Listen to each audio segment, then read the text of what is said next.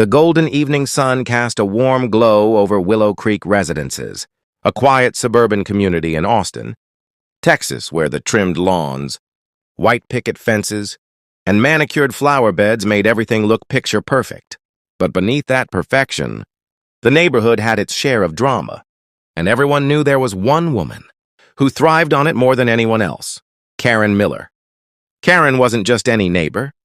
She was the self-appointed queen of the block, the woman who believed it was her personal duty to enforce every rule in the HOA handbook, and even the ones she invented herself. With her short blonde bob, oversized sunglasses, and a clipboard she carried like a badge of authority, Karen was infamous for calling out even the smallest infractions. If a car was parked 2 inches over the sidewalk line, Karen had a photo ready to submit to the HOA. If your trash can wasn't brought in within an hour of pickup, Karen's angry text would be the first thing on your phone. And now, there was a new couple on the block, and Karen had already set her sights on them. Emily Carter and her husband Jake had moved into Willow Creek just 2 months ago. Emily, a 32-year-old civil rights attorney, had been looking forward to a fresh start. After years of living in the noisy downtown chaos, she loved the idea of a calm, peaceful neighborhood where she and Jake could build their future together. But she had no idea that her biggest challenge in Willow Creek wouldn't be making friends or adjusting to suburban life. It would be surviving Karen Miller's wrath. It all started on a Saturday evening. Emily had invited a few close friends over for a backyard barbecue. There were 6 of them total, laughing, chatting, and enjoying the soft country music playing from a small speaker. Jake had just placed a few marinated ribs on the grill when Emily leaned back in her chair, inhaling the savory scent of slow-cooked barbecue. For the first time since the move, she felt at home. But peace doesn't last long when Karen's around. From across the perfectly trimmed hedges, Karen's sharp eyes spotted the gathering. She narrowed her gaze like a hawk spotting prey. Her phone was in her hand within seconds as she snapped photos of the people, the grill, even the Bluetooth speaker. Then, without warning, she stormed across the lawn in her usual high-energy march, her sandals slapping against the pavement. Emily noticed her approaching and sat up straighter. Sensing tension before a single word was spoken, Karen didn't even greet them. "Excuse me," she barked, waving her phone in the air. "Do you people have any idea what time it is? This is a quiet neighborhood. We don't allow backyard parties without HOA approval." Emily blinked, momentarily stunned by the aggressive tone. "It's barely 6:30, she said calmly, setting her drink aside. "We're just having a small barbecue with friends. We're keeping them—" Karen's nostrils flared. "Actually, there is," she snapped, pulling out her phone to scroll through a digital copy of the HOA handbook. Page 17, Section B. No excessive noise or large gatherings without prior approval. "And don't think I won't report this." Jake, usually quiet and conflict-averse, stepped in with a polite smile. "Karen, it's just 6 people. We checked the rules before moving in. There's nothing here about needing permission for a small dinner." That only made Karen more agitated. "Don't you dare argue with me," she hissed, pointing a manicured finger at Emily. "I've lived here for 15 years. I know the rules better than anyone, and I will have you written up for this." At that moment, Emily understood exactly what kind of neighbor Karen was. She'd dealt with plenty of entitled personalities in courtrooms before, but there was something uniquely exhausting about people who thought their authority was absolute, especially when they were wrong. "Karen," Emily said softly, her tone controlled but firm, "we're well within our rights. I'd be happy to discuss the rules with you calmly, but please don't threaten us." Karen gasped like she'd been personally attacked. "Threaten you? Oh, you have no idea what's coming if you keep this attitude." And just like that, Karen whipped out her phone and dialed someone. "Lisa, get over here right now," she said, her voice loud enough for everyone in the backyard to hear. "These new people think they can throw a party like this as some kind of frat house." Jake exchanged a look with Emily, sighing in disbelief. Emily, however, didn't move. She wasn't intimidated, not by Karen, not by her phone calls, and certainly not by the idea of an HOA complaint. Within minutes, Lisa Brown, Karen's loyal sidekick, came hustling down the street, her flip-flops slapping against the pavement. Lisa was always ready to back Karen up, even when Karen was dead wrong. The two women stood at the edge of Emily's yard like soldiers preparing for battle. "You're disturbing the entire neighborhood," Lisa chimed in immediately. "Karen called me because my kids can't even focus on their homework. With all this ruckus going on!" Emily glanced at the speaker on the patio table. The soft country tune playing in the background could barely compete with the sound of birds chirping nearby. "Your kids must have superhuman hearing, Lisa," Emily said evenly. Jake tried to stifle a laugh but failed. That only enraged Karen further. "You think this is funny?" she snapped. "You have no idea who you're dealing with. Mr. Thompson will hear about this." Emily set her drink down and stood, stepping closer to Karen, her tone unshaken. "Good, call Mr. Thompson. We'll settle this the right way." Karen wasn't expecting that. Most people in the neighborhood backed down when she threatened them, but Emily's calm, almost lawyer-like demeanor threw her off balance. Still, Karen wasn't about to lose. 20 minutes later, a silver sedan rolled up to the curb. Out stepped Mr. Harold Thompson, the 62-year-old HOA president, a man who always wore beige khakis, loafers, and a perpetual frown. He walked straight toward Emily's backyard, clipboard in hand, already looking annoyed. "Evening, folks," he said curtly. "What seems to be the problem here?" Karen pounced before Emily could answer. "The problem," she said dramatically, "is that these new people are throwing unauthorized parties, disturbing the neighborhood, and refusing to follow HOA rules. I demand you write them up immediately." Mr. Thompson adjusted his glasses and looked at Emily. "Is this true?" Emily smiled calmly. "Not even close. We're having 6 friends over. The music is low and it's barely past 6:30. We've reviewed the HOA guidelines. There's nothing about needing permission for small gatherings." Karen scoffed. "Oh, please. You're twisting the rules." Emily turned to Mr. Thompson, her voice steady and precise. "Page 17, Section B. I've read it. It only applies to events exceeding 20 attendees or involving amplified sound systems. Neither applies here.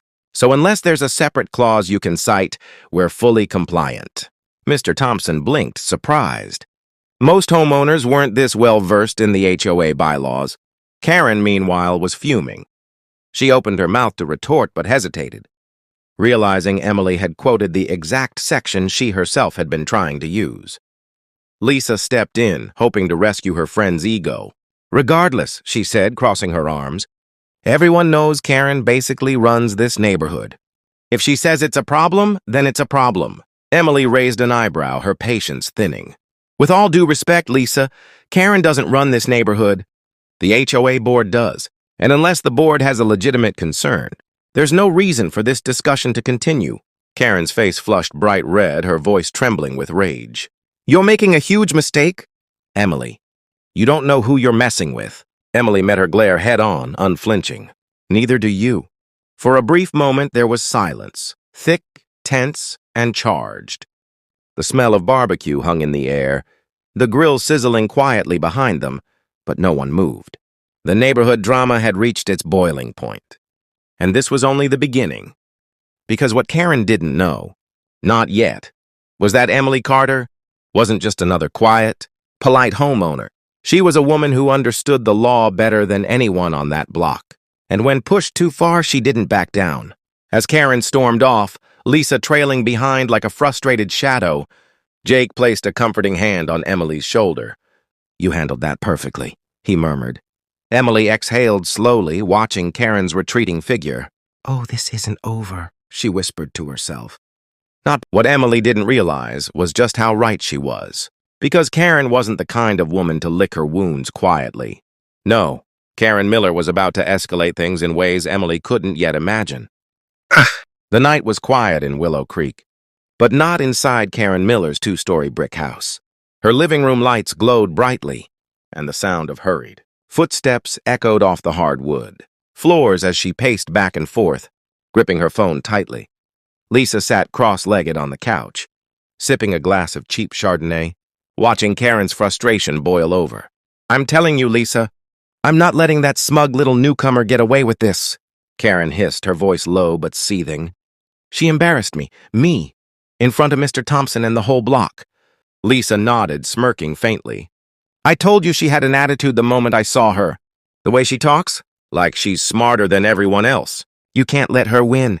Karen stopped pacing, turning sharply toward her friend. Win? She thinks quoting some little bylaw makes her special. But she has no idea who she's dealing with. I practically built this neighborhood. I'll show her what happens when you challenge me. Lisa leaned forward, lowering her voice conspiratorially. So what's the plan? Karen's lips curved into a wicked smirk. Oh, I've got a few ideas. First, I'm filing a formal complaint with the HOA. If she wants to play lawyer, let's see how she likes a full investigation. Second, she paused, tapping her freshly manicured nails on the counter. If that doesn't get her to back down, I'm calling the cops. Loud party, possible disturbances, suspicious behavior. Officer Daniels always listens to me. Lisa chuckled darkly, raising her glass in mock salute. To Karen Miller, Queen of Willow Creek.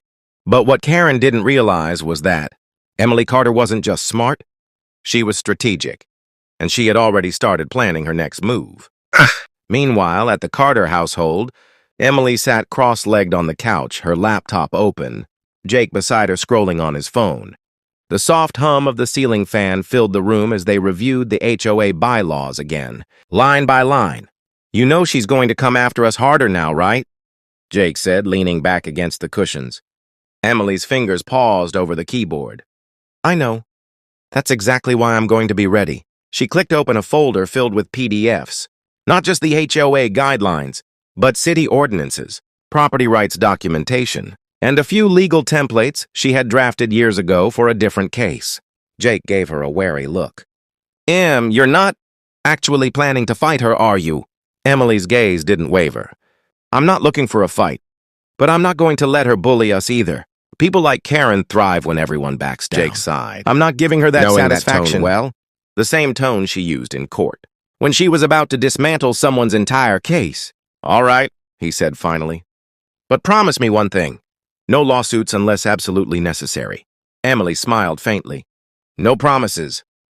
By Monday morning, word had spread across the neighborhood. In Willow Creek, gossip traveled faster than the morning breeze, and every pair of curious eyes seemed to follow Emily whenever she stepped outside. The whispers were subtle but constant. That's her, one woman muttered as she watered her azaleas. The new girl who stood up to Karen. I heard Karen's furious, another replied. This could get ugly. Emily ignored the stares, refusing to let the tension rattle her. But deep down, she could feel the storm brewing, and the storm arrived faster than she expected. That afternoon, a crisp white envelope appeared in Emily's mailbox. Inside was an official-looking letter from the Willow Creek HOA, signed by none other than Mr. Harold Thompson himself. Notice of violation, the letter read at the top in bold letters. Jake stood behind her as she unfolded it, scanning each line carefully. You have got to be kidding me, Emily muttered under her breath. The letter accused them of holding an unauthorized event, violating noise ordinances, and even creating safety hazards by grilling too close to neighboring fences. The kicker? They had 72 hours to submit a written response, or the HOA could fine them up to $500 and suspend community privileges. Jake groaned. Unbelievable. She actually did it. Emily folded the letter neatly and set it on the counter, her expression unreadable. She's digging her own grave. What do we do? Jake asked cautiously. Emily opened her laptop. We respond. But not just to the HOA. We respond to every single board member in writing, citing every statute and ordinance they're violating by trying to intimidate us. Jake watched in awe as her fingers flew across the keyboard, drafting a response that was equal parts professional and devastating. She quoted HOA bylaws word for word, referenced Texas property rights law, and even included screenshots of her decibel meter app, showing their music never exceeded permissible noise levels. By the time she was done, the email was a masterpiece of controlled fury, the kind only a seasoned attorney could produce. But Karen wasn't done yet. 2 nights later, Emily and Jake were sitting on their patio, enjoying a quiet dinner, when flashing red and blue lights illuminated their backyard. A police cruiser rolled slowly up the street and stopped in front of their house. Emily's jaw tightened as Officer Daniels, a broad-shouldered man in his 40s, stepped out and approached the yard. Evening, folks, he said calmly. We got a call about a possible noise complaint. Says there's a disturbance coming from this property. Emily set down her fork and stood. Daniels gave her a small smile. Was the complaint anonymous? One that almost seemed apologetic. No, ma'am. It came from Mrs. Miller. Emily exhaled slowly, her composure unshaken. Officer, you're welcome to come inside and check for yourself. No music, no party, just dinner. Daniels glanced over her shoulder, scanning the quiet yard, then nodded. Figures. Look, I'm required to file a note in the system, but off the record, you might want to start documenting this. If she keeps calling us without cause, it crosses into harassment territory. Jake leaned against the railing, frustrated. That's what this is. She's not trying to enforce rules. She's trying to intimidate us. Daniels tipped his hat slightly. Then you've got rights, too. Keep records. Emily nodded firmly. I already have. The next morning, Karen strutted around the neighborhood, loudly recounting her version of events to anyone who would listen. I had to call the police. She told a group of women gathered near the mailbox cluster. The noise was unbearable. That woman thinks she can do whatever she wants. Not on my watch. But her audience wasn't as receptive as she expected. One of the neighbors, Clara Jennings, frowned. Funny, Karen. I live right across the street and didn't hear a thing. Karen hesitated, her carefully crafted narrative faltering. Lisa jumped in quickly to salvage the story, but Clara's words had already planted seeds of doubt among the group. For the first time, Karen's power over the neighborhood seemed shaky. That evening, Emily sat at her dining table, a thick folder in front of her labeled Karen Miller, Documentation. Inside were printed emails, HOA letters, and now a signed statement from Officer Daniels confirming that Karen's police complaint was unfounded.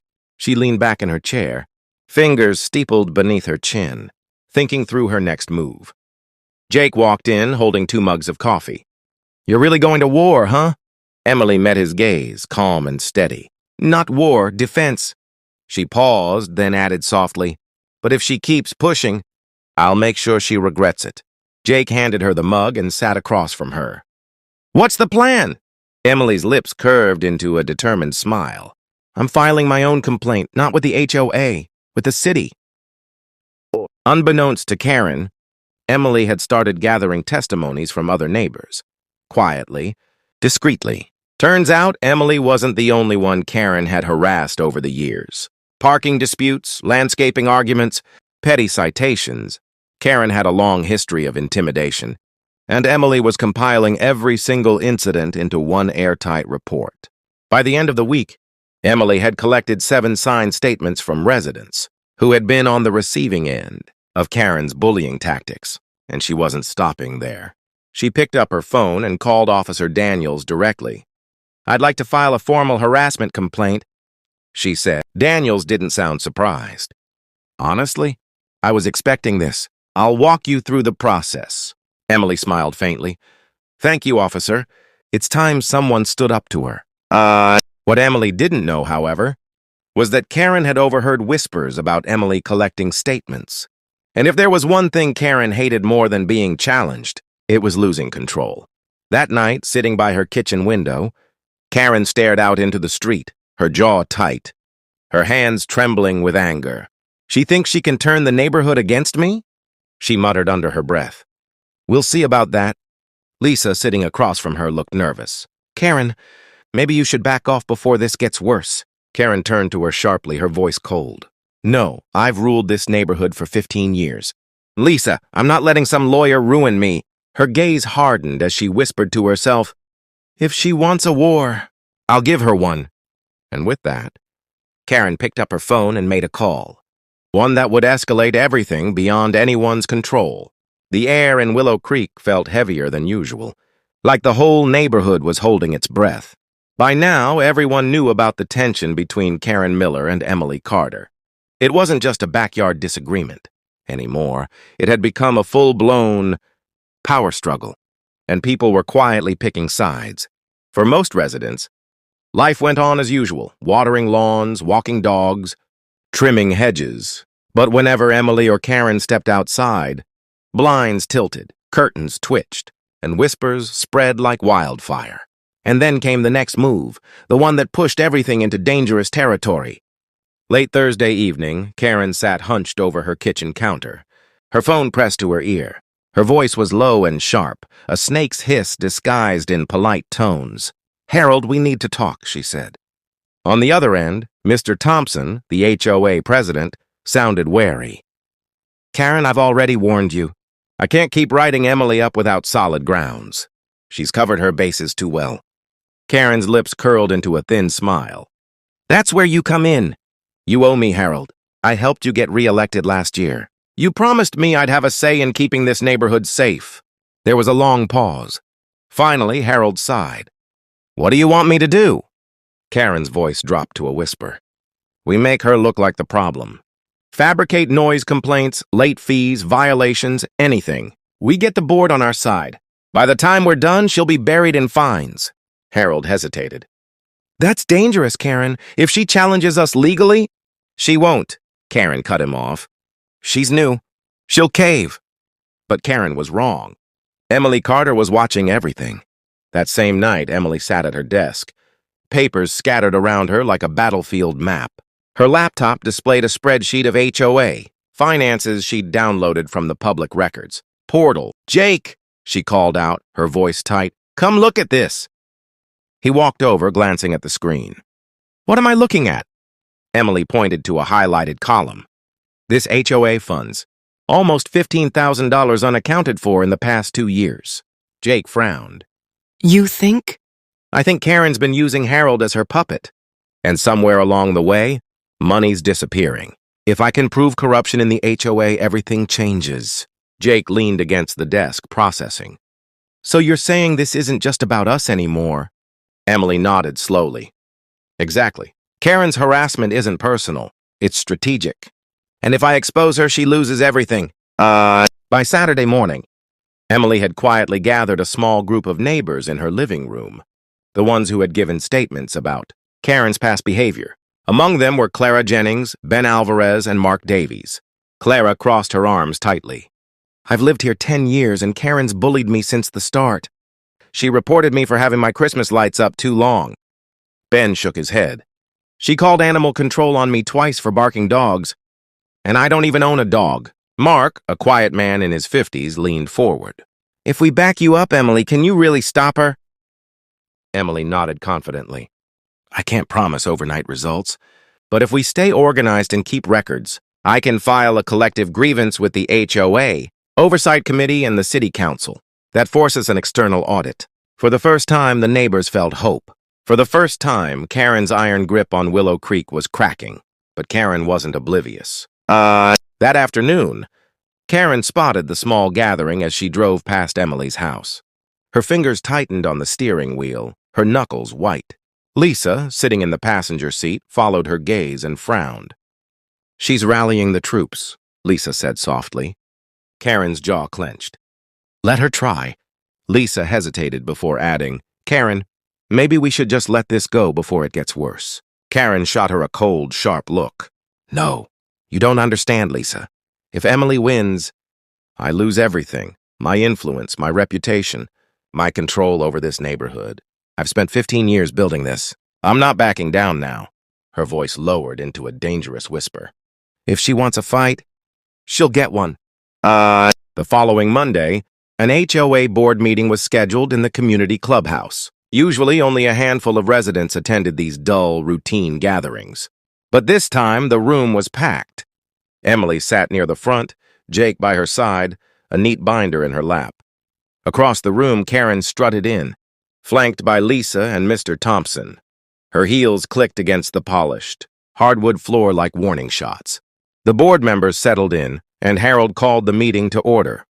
First on the agenda, he began, a formal review of the recent complaint regarding noise. Karen wasted no time. She stood dramatically, holding up a printed packet. I have 5 separate complaints from neighbors about their parties. 5! This couple has no respect for our community standards. Emily stood calmly, taking a step forward. May I respond? Harold nodded reluctantly. Emily opened her binder, revealing her meticulously prepared documents. First, these supposed complaints, none are signed. According to HOA bylaws, unsigned complaints are invalid. Second, I've attached my own decibel readings, time-stamped photographs, and sworn statements from 7 neighbors confirming there was no disturbance. And finally, she paused, letting the silence hang in the air. I have a signed statement from Officer Daniels. confirming that Karen's police report was false and unwarranted. Gasps rippled through the room.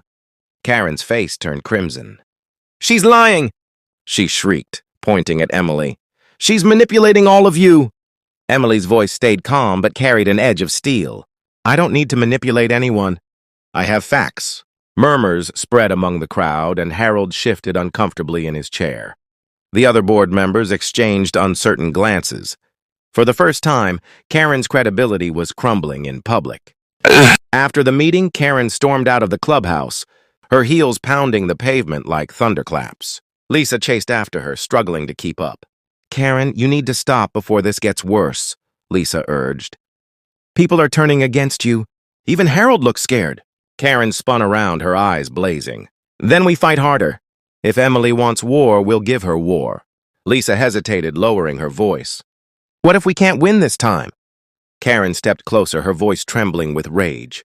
"Then I'll make sure she doesn't win either, no matter what it takes."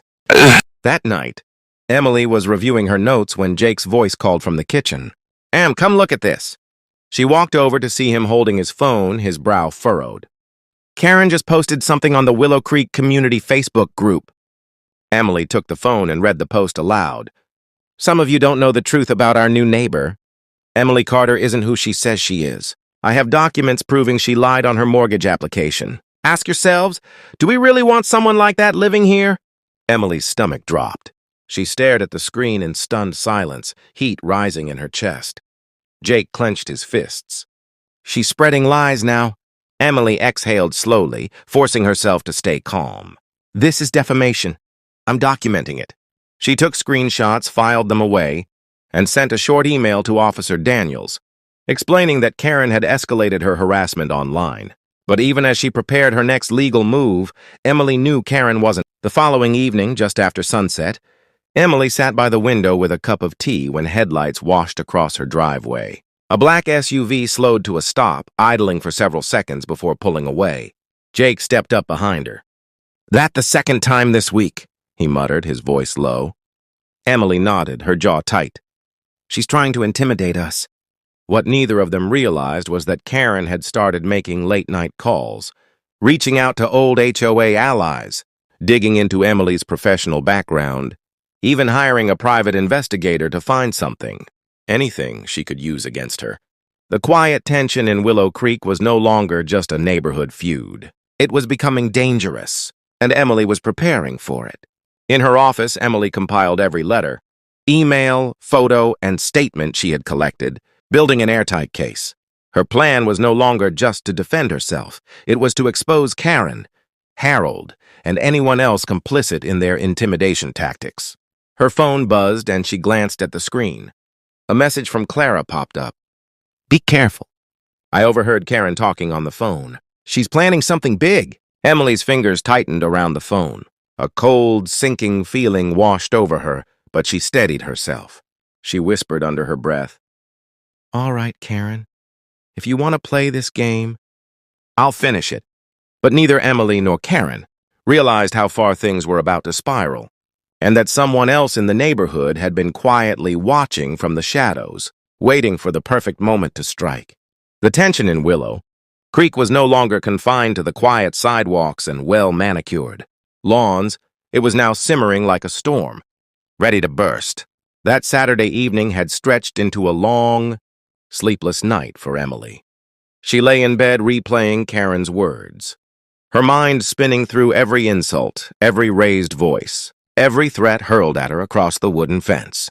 Jake tried to soothe her, reminding her that she hadn't done anything wrong, but Emily's thoughts were already elsewhere, on what she needed to do next. By morning, the Carter household was silent except for the faint chirping of birds outside. Emily sat at the kitchen table, a steaming mug of coffee untouched in front of her, her laptop open, documents scattered around. She wasn't just any homeowner. She wasn't the type of neighbor Karen could intimidate into silence. Emily Carter was a civil rights attorney who had built her career, dismantling abusive authority, and now Karen had made the mistake of underestimating her. Meanwhile, across the street, Karen was pacing her living room like a commander plotting her next strike. Lisa sat cross-legged on the couch, sipping on her caramel latte while half listening to Karen rant. "She had the nerve, Lisa," Karen fumed, throwing her hands in the air. "She talked back to me in my neighborhood. And then she tried to quote the Lisa, always Karen's loyal echo chamber, tilted her head and asked, 'So, what's the plan now?' Karen stopped pacing and turned with a smirk. "The plan," she said slowly, "is to make her regret moving here. I'm calling an emergency HOA meeting. Thompson owes me favors. And we're going to make this little newcomer wish she never set foot in Willow Creek." Back in Emily's kitchen, Jake leaned against the counter, watching her fingers glide across the keyboard. "You're actually pulling up the HOA charter?" he asked, his brows furrowed. "Not just pulling it up," Emily replied without looking up. "I'm cross-referencing it with Texas property law. Karen thinks she knows the rules because she bullies people into submission. But she's been overstepping for years. If she wants a war, fine. But she's not ready for this fight." Jake gave a small smile, proud but slightly worried. He'd seen Emily in court before, dismantling witnesses and breaking down arguments with surgical precision. But this was different. This wasn't a courtroom. This was home. By mid-afternoon, an email landed in Emily's inbox. Subject: Emergency HOA hearing, noise violation complaint. Time: Sunday 5 p.m. Location: Willow Creek Community Hall. Filed by Karen Miller. Emily almost laughed. Karen had wasted no time. But what Karen didn't know was that Emily had already spoken to 4 other neighbors last night. Neighbors who had their own horror stories about Karen's harassment. Emily compiled everything into a single file, complete with timestamps, photographs, and signed statements. At exactly 5 o'clock the next day, Emily and Jake walked into the Willow Creek Community Hall. The air inside was thick with tension, the kind that presses down on your chest and makes it hard to breathe. Karen sat at the front of the room next to Mr. Thompson, her arms crossed and her lips pursed into a thin, smug line. Lisa sat right behind her, glaring like a loyal guard dog. The meeting began. "Mrs. Carter," Mr. Thompson said with the authority of someone who enjoyed having a gavel in his hand, "you've been called here today to respond to a formal complaint regarding a violation of HOA noise policies." Emily remained calm, her voice steady. "Mr. Thompson," she said evenly, "before we proceed, I'd like to submit evidence that directly contradicts the validity of this complaint." Karen scoffed loudly. "Oh, please, this should be good." Emily ignored her and handed over a neatly bound packet of documents. Inside were the signed statements from neighbors, families Karen had intimidated into silence for years. There were photographs of Karen trespassing on private lawns, screenshots of threatening texts, and a timeline of documented harassment cases. Thompson's brows furrowed as he flipped through the pages. He shifted uncomfortably in his chair. This isn't relevant to today's hearing," he muttered, glancing. "With all due respect," Emily said, her tone sharpened, "it's extremely relevant. According to Texas Property Code Section 209.006, homeowners are entitled to due process and protection against targeted harassment by HOA, board members, or other residents. And Mr. Thompson," she locked eyes with him, "you've been enabling this behavior by refusing to enforce the HOA's own regulations fairly." Gasps rippled through the small crowd of attending neighbors. Karen's smug expression faltered for the first time. "Are you accusing the HOA of misconduct?" Karen snapped. "I'm stating facts," Emily replied coolly. "And if this harassment continues, I'll be filing a formal complaint with the city's housing authority and exploring a civil harassment suit. I've already consulted with the local precinct." Lisa leaned forward from her seat, whispering loudly, "She's bluffing." Emily turned to her, her gaze sharp. "Try me." The room went silent. Karen's face turned red, her voice rising. "You think you can come into my neighborhood and threaten me? I'll call the police right now." Emily's lips curved into the faintest smile. "Please do. I'd love to explain to Officer Daniels how you've been filing false reports against half this block for years." That's when Karen froze, because Karen knew Officer Daniels. Everyone did. And everyone knew that Daniels had warned Karen, more than once, about making frivolous complaints. Mr. Thompson cleared his throat nervously, shifting in his seat. "Perhaps we should revisit this matter at a later date," he suggested, his voice tight with tension. But Emily wasn't done. No, Mr. Thompson, she said firmly. We're addressing this now, because if you continue to weaponize HOA policies against individual homeowners, I'll make sure every violation is reported to the State Oversight Committee. And trust me, they will investigate. The murmurs in the room grew louder as neighbors exchanged looks. For the first time, someone had stood up to Karen, and done it publicly. Karen's composure cracked.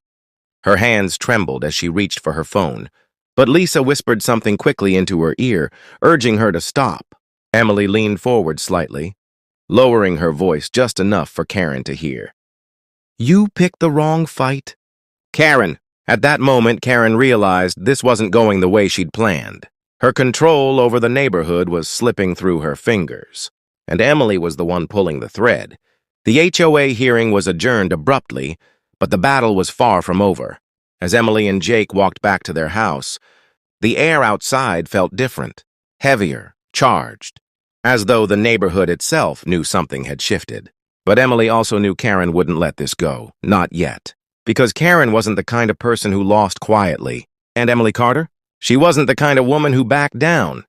The next morning, Willow Creek woke up to a neighborhood buzzing with whispers. The emergency HOA hearing had spread like wildfire. Neighbors who had quietly suffered under Karen's tyranny for years now had a glimmer of hope. Someone had finally stood up to her and won round one. But if there was one thing everyone knew about Karen Miller, it was this: she didn't lose gracefully. Inside Karen's house, chaos was brewing. The curtains were drawn, the TV muted, and Karen paced back and forth across her pristine white living room, like a storm contained in human form. Her perfectly manicured nails tapped against her phone screen, scrolling angrily through her neighborhood group chat where dozens of people were talking about how brave Emily was. Brave! Karen muttered through clenched teeth. She embarrassed me in front of everyone. Lisa sat on the couch sipping her morning latte, trying to calm her best friend down. Karen, maybe we should just let it go this time, Lisa suggested carefully. Karen froze mid-step and turned sharply. Let it go? She humiliated me, Lisa. She called me out like I was some villain. No. Emily Carter doesn't get to walk around here thinking she's untouchable. I'm going to make sure she regrets this. Lisa sighed, already knowing there was no stopping her. Okay, but what are you going to do? Karen smirked, an unsettling glint in her eye. I'm going to hit her where it hurts. I'm calling the cops. Lisa's eyes widened. On what grounds? Noise complaints. Again. And this time, Karen said coldly, I'll make sure I sound terrified. The cops will come running. Across the street, Emily sat by the window, sipping her own coffee, watching Karen's blinds twitch suspiciously. Jake joined her, his arm resting casually on her shoulder. She's plotting something, Emily murmured without looking away. Jake frowned. I wouldn't put it past her. But we're ready, right? Emily nodded, her laptop still open on the coffee table.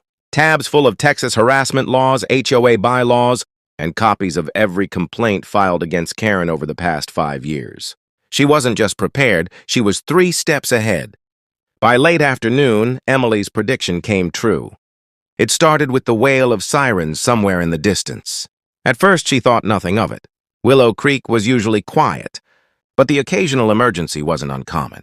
Then, 2 Austin Police Department SUVs rolled slowly into the neighborhood and parked directly outside Emily's house. Jake's jaw tightened. Here we go. A loud knock echoed at the front door. Emily opened it to find Officer Daniels, a tall, broad-shouldered man with kind but serious eyes. He removed his sunglasses, giving her a polite nod. Mrs. Carter, he said calmly, we received a complaint about a noise disturbance. Emily raised an eyebrow, stepping aside so Daniels could clearly see the quiet, serene living room behind her. Does this look like a noise disturbance to you, officer? She asked softly. Daniels glanced inside, clearly confused. He scratched his jaw and looked back down at his notepad. That's what I thought, but the caller said there was a rowdy, threatening gathering happening here. That's why we came out with 2 units. Before Emily could answer, Karen strutted out of her house across the street, holding her phone like it was a weapon, her voice dripping with fake panic. Officer, she called dramatically. That's her! She's been hosting these out-of-control parties and disturbing the peace every weekend. She threatened me last night at the HOA meeting, and now I'm scared for my safety. Neighbors began peeking through curtains and opening doors, watching the scene unfold. Lisa trailed behind Karen, nodding emphatically, playing her loyal sidekick as usual. Emily turned slowly to face Karen, her expression calm, almost amused. Threatened you? Really, Karen? Would you like to repeat that under oath? Karen's face reddened. Don't play smart with me.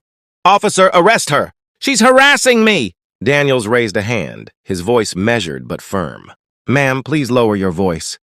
Emily folded her arms and looked directly at him. Officer, I have documented evidence of Karen filing false reports, not just against me, but against 4 other homeowners in this neighborhood. I have signed statements, timestamps, and even copies of her text messages harassing residents. Karen's mouth fell open. That's a lie! Emily ignored her and handed Daniels a neatly bound folder. She had prepared in advance, anticipating exactly this moment. He flipped through it, his expression changing from confusion to concern. Daniels turned to Karen, his voice no longer soft. Mrs. Miller, I'm going to be very clear with you. Filing a false police report is a Class B misdemeanor. In Texas, that can mean up to 180 days in jail and a fine of up to $2,000. If what I'm seeing here checks out, this isn't going to end well for you.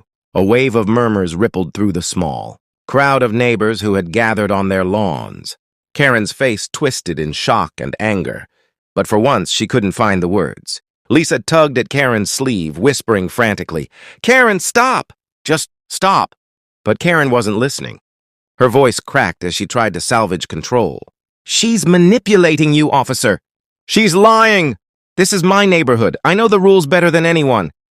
Daniels closed the folder and fixed her with a steady gaze. Actually, ma'am, according to the HOA's own bylaws, which Mrs. Carter was kind enough to highlight, you have been in violation multiple times for harassment and trespassing. I strongly suggest you walk away before. Karen stood frozen, her entire plan crumbling before her.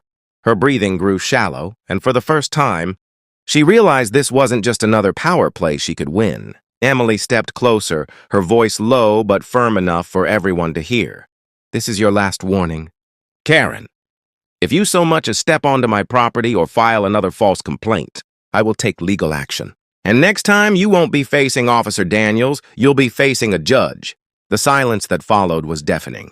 Karen's lip trembled, her pride wounded, but she turned sharply on her heel and stormed back toward her house. Lisa followed, shooting one last glare at Emily before disappearing inside.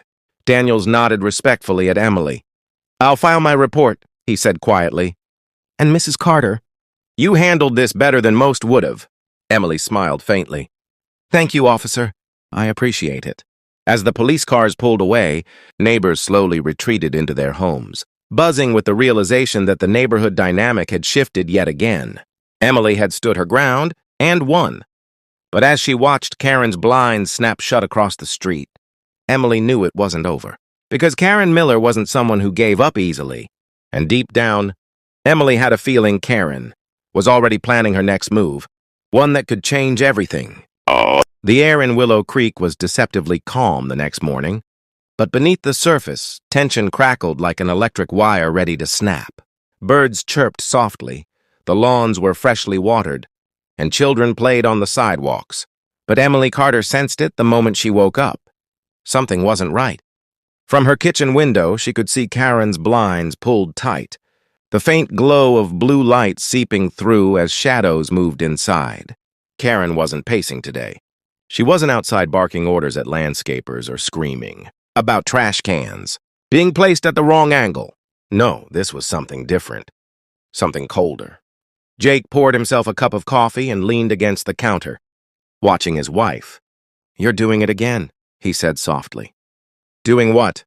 Staring at her house like you're expecting her to storm over here? With a pitchfork.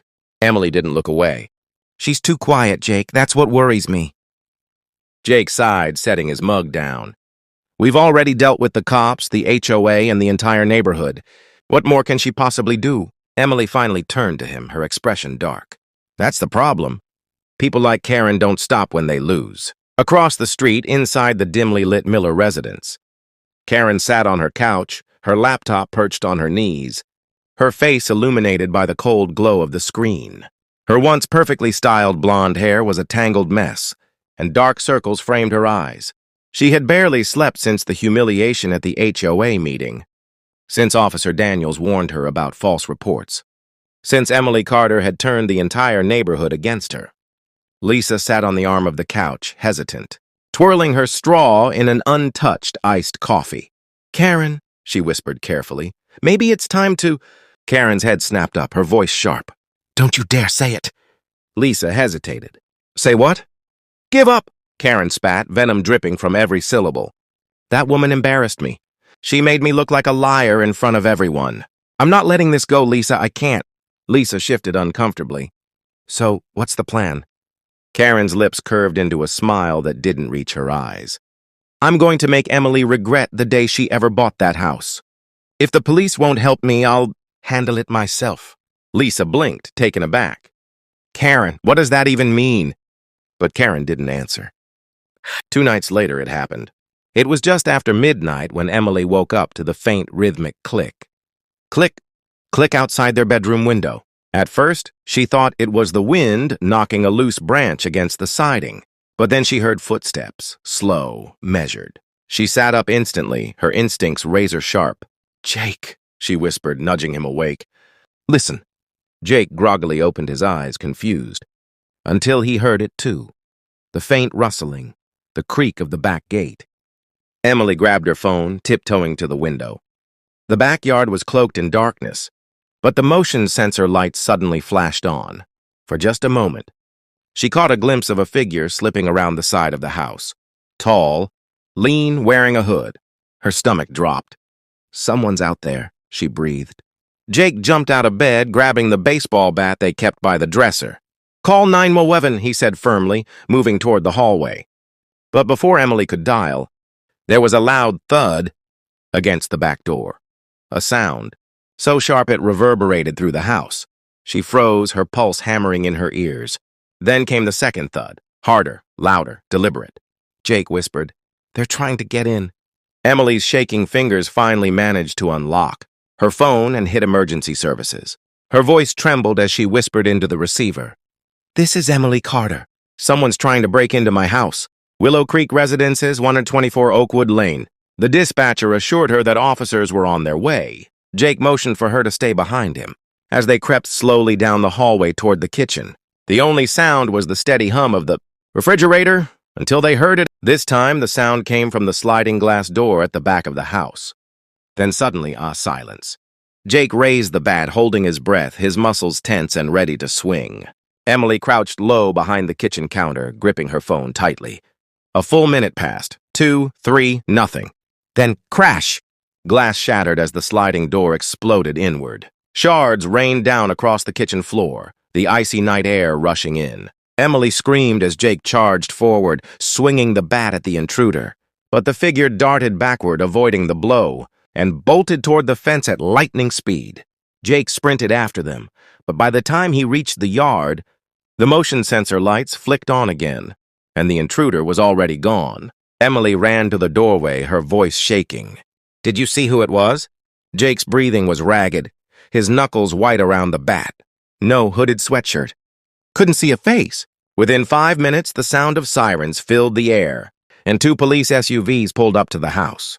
Officer Daniels was one of the first to arrive. "Mrs. Carter, are you okay?" he asked urgently. Emily nodded shakily, her hands trembling. "We're fine. But someone tried to break in. They smashed the back door." Daniels glanced at the shattered glass, his expression darkening. "Do you have any security cameras?" Emily quickly pulled up the footage on her phone and handed it to him. He watched silently as the hooded figure crept along the fence, jiggled the lock, and finally smashed the door before fleeing. "Can you zoom in?" Daniels asked. Emily hesitated. "I already did." "The face is hidden." Daniels cursed under his breath, his jaw tightening. "I'll put out a report and have patrols circling this area for the next few nights." He glanced toward Karen's darkened house, his gaze lingering for a moment. "But if I had to guess, this wasn't random." Emily followed his eyes and clenched her fists. "You think it was her?" Daniels met her gaze steadily. Let's just say Karen's name has come up before in similar situations. Emily swallowed hard. So what do we do now? Daniel straightened. Now we gather proof. Because if this escalates any further, we're not just talking about harassment anymore. We're talking about criminal charges. Emily nodded slowly, her mind already racing. She thought Karen had hit rock bottom before. She thought the false police reports and HOA battles were the worst Karen could do. But now she knew better. This wasn't just a feud anymore. This was war. And Karen Miller had just crossed a line she could never come back from. The sun rose over Willow Creek residences, but the calm was an illusion. Behind closed doors, whispers spread like wildfire. Everyone knew about the midnight break-in at the Carter's house. Neighbors who once pretended not to notice. Karen's antics now avoided her entirely. The tension in the air. Inside her kitchen, Emily sat at the table, her hands wrapped around a mug of untouched coffee. She hadn't slept. The sound of breaking glass still echoed in her head, like a haunting melody she couldn't shake. Jake leaned against the counter, arms folded, his jaw tight. "We can't keep living like this, Em," he said quietly. "We've done everything right. We went to the HOA, we called the police, and still she doesn't stop." Emily stared at the swirling black coffee, her mind already calculating. "We're going to end this, Jake, once and for all." Jake studied her for a moment, recognizing the tone in her voice. He had seen it before, in court, when Emily dismantled people twice her size without breaking a sweat. He knew what it meant. Emily had a plan. That afternoon, Emily went door to door, visiting the neighbors Karen had harassed for years. At first, some were hesitant. They'd all learned the hard way what crossing Karen could lead to endless complaints, vandalism, even retaliation. But when Emily told them about the break-in, everything changed. One by one, they agreed to talk. By the evening, Emily had compiled a dossier, over 50 pages of statements, photographs, text messages, HOA letters, and video evidence from multiple homes. She put everything into a single, organized file and handed a copy to Officer Daniels personally. "This," Emily said firmly, "isn't just harassment anymore.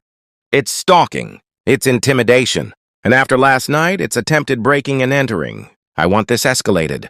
Daniels flipped through the file, his brows furrowing deeper with every page. Finally, he looked up. "This is enough to open an official investigation." Emily nodded.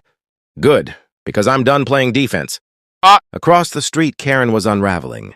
Her once pristine home was now cluttered with empty wine bottles and piles of HOA documents she had been obsessively reviewing. Her hair was unkempt, her clothes wrinkled, and her paranoia at an all-time high. Lisa, sitting tensely on the couch, watched her friend spiral. "Karen, you need to calm down," Lisa whispered cautiously. Karen spun around, eyes wild. "Calm down? Emily Carter is trying to destroy me, Lisa. She's turning everyone against me. Do you know what they were all saying at the coffee shop this morning? That I'm dangerous. That I'm crazy." Lisa hesitated. "Maybe it's time to apologize. Just let this go." Karen froze, her face pale. Then, slowly, her expression hardened into something darker. "No," she said flatly.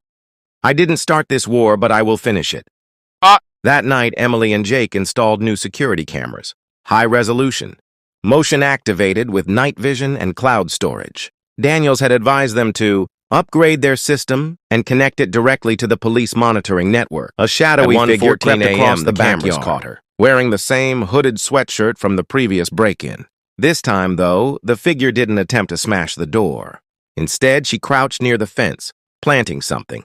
Emily, who had been monitoring the cameras on her phone, immediately woke Jake.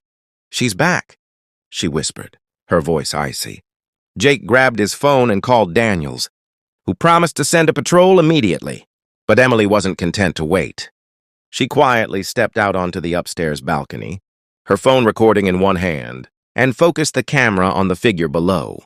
Then the motion sensor lights blasted on, and for the first time, the face was clearly visible.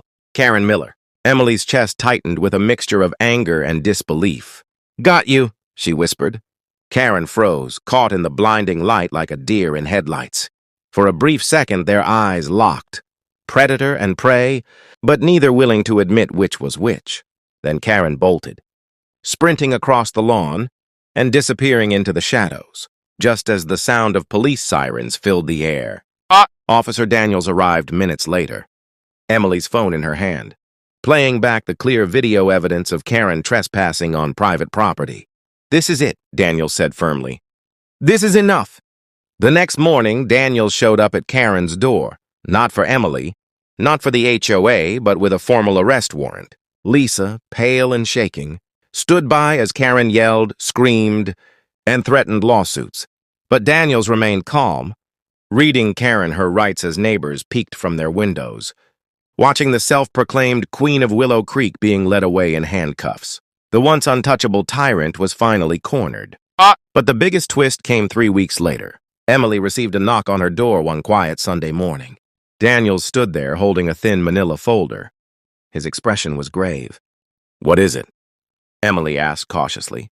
Daniels hesitated, then handed her the file. "During the investigation, we found something you need to see." Inside were photographs, Karen's computer, her emails, and a secret digital folder. It contained screenshots of private HOA documents, copies of confidential police reports, and a spreadsheet. At the top, in bold letters, it read, Phase 3, Carter Family. Emily's breath caught.